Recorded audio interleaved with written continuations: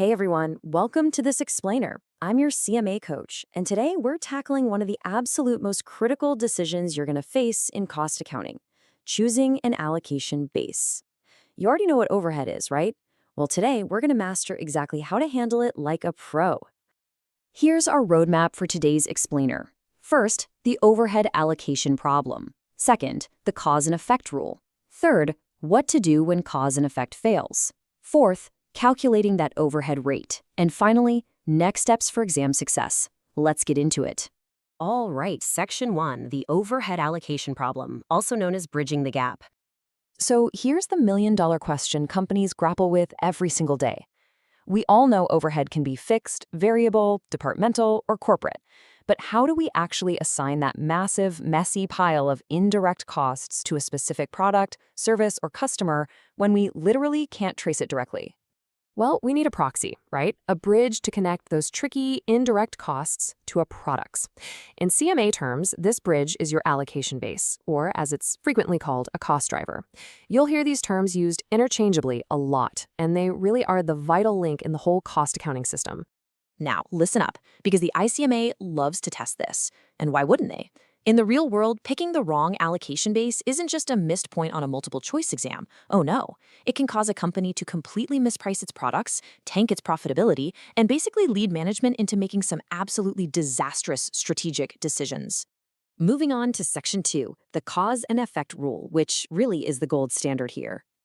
Listen, if you remember absolutely nothing else from this entire explainer, remember these three words: cause and effect. The IMA's conceptual framework states that the gold standard for choosing an allocation base is a strong cause and effect relationship between the overhead cost pool and the base itself. So you always got to ask yourself, hey, what specific activity is actually causing this overhead cost to fluctuate? This brings us to the two classic operational environments you are practically guaranteed to see on your exam. On one hand, you've got labor-intensive manual craftsmanship. On the other, highly automated robotic assembly lines. And trust me, you need to know exactly how to handle both. Let's break down the labor-intensive factory first. If you've got a factory relying heavily on manual assembly workers and physical touch time, using direct labor hours or direct labor dollars makes perfect sense. Think about it. The more hours humans are working, the more supervisor time you need, right? You're utilizing more factory floor space, you're consuming more indirect materials. Basically, human labor is directly driving the specific overhead increases. But flip that around. Picture a highly automated machine-intensive setup. If an engineer just walks up, hits start on a robotic assembly line and grabs a coffee, the direct labor is practically zero. So allocating overhead based on labor? Yeah, that makes absolutely zero sense. Instead, we have to use machine hours. The longer those machines run, the more massive electricity they chew through and the higher their maintenance gets. Machine runtime is the true driver here. Okay, Section 3. When cause and effect fails, and the real-world secondary criteria we have to use.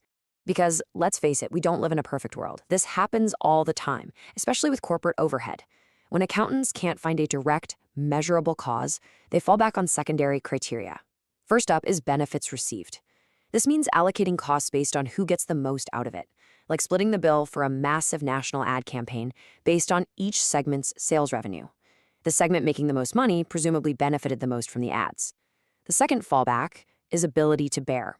This one just allocates costs based on a segment's profitability, basically what they can afford to absorb. Now pause for a second, because here's a massive exam tip you'll definitely want to jot down. Watch out for ability to bear. It's generally considered the absolute least desirable method. Why? Because if you just dump uncontrollable corporate overhead onto your most successful divisions, you're essentially punishing your best, most efficient managers. You're penalizing success. Keep that little nugget in your back pocket for test day. All right, Section 4, calculating the overhead rate using the POHR formula.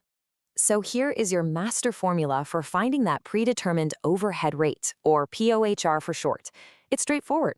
Take your estimated total overhead costs on the top and just divide them by your estimated total allocation base on the bottom. But here is the absolutely vital part. This calculation happens before the accounting year even begins. That's exactly why we call it a predetermined rate. We're using our best estimates to set a standard rate we can lean on throughout the entire upcoming year. Let's run through a quick, practical example to really lock this in. Picture a company, ABC Manufacturing. They're crunching the numbers and estimate that their total automated factory overhead is going to be a massive $500,000 for the upcoming year. Now, because their factory is highly automated, think robots everywhere, they rightly choose machine hours as their allocation base. They check their production schedule and estimate they'll run about 25,000 total hours of machine usage for the year. So we just plug those estimates right into our POHR master formula. We take the $500,000 in estimated overhead, divide it by the 25,000 estimated machine hours, and boom, we arrive at a nice, clean, predetermined overhead rate of $20 per machine hour. This perfectly shows you the real-world application of that math. The result is so simple yet elegant. For every single hour a product runs on those factory machines, you attach exactly $20 of indirect overhead cost to that product. Simple as that. Finally, Section 5, next steps for exam success, focusing on preventing cost distortion. Look, at the end of the day, choosing an allocation base is all about aligning your accounting numbers with the actual operational reality of the business. By properly matching machine costs to machine hours and labor costs to labor hours, you completely prevent cost distortion. Mastering this alignment is exactly how you're going to pass this section of the CMA exam with flying colors.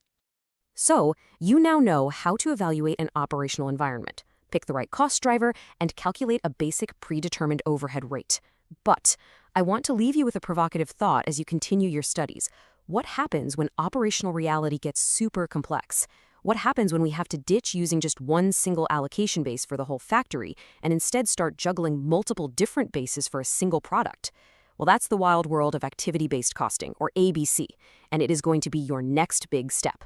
Until next time, stay focused and keep crushing this material.